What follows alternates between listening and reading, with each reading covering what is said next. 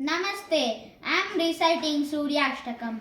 Adidev Namastubhyam Prasida Mama Bhaskara Divakara Namastubhyam Prabhakara Namostute Saptashvaratamārūಢam Prachandam Kashyapatmajam Shvetapadmadaram Devam Tam Suryam Pranamamyaham लोहितं लतमारूढं सर्वलोकपितामहं महापापहरं देवं तं सूर्यं प्रणमाम्यहं त्रैगुण्यं च महाशूरं ब्रह्मविष्णुमहेश्वरं महापापहरं देवं तं सूर्यं प्रणमाम्यहं बृहितं तेजपुञ्जं च वायुमाकाशमेव च प्रभुं च सर्वलोकानां तं सूर्यं प्रणमाम्यहम् बन्धूकपुष्पसङ्काशं हारकुण्डलभूषितम् एकचक्रधरं देवं तं सूर्यं प्रणमाम्यहम्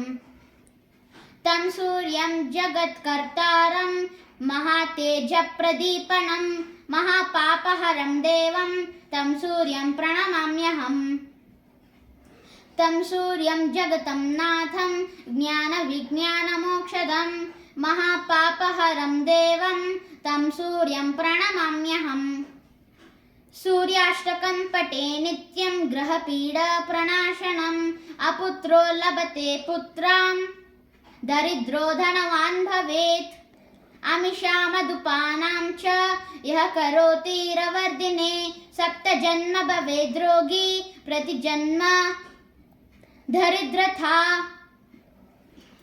स्त्रीतैलमधुमांसानि यस्य जेतुरवर्धिने नव्याधिशोकदारिद्र्यं सूर्यलोकं स गच्छति।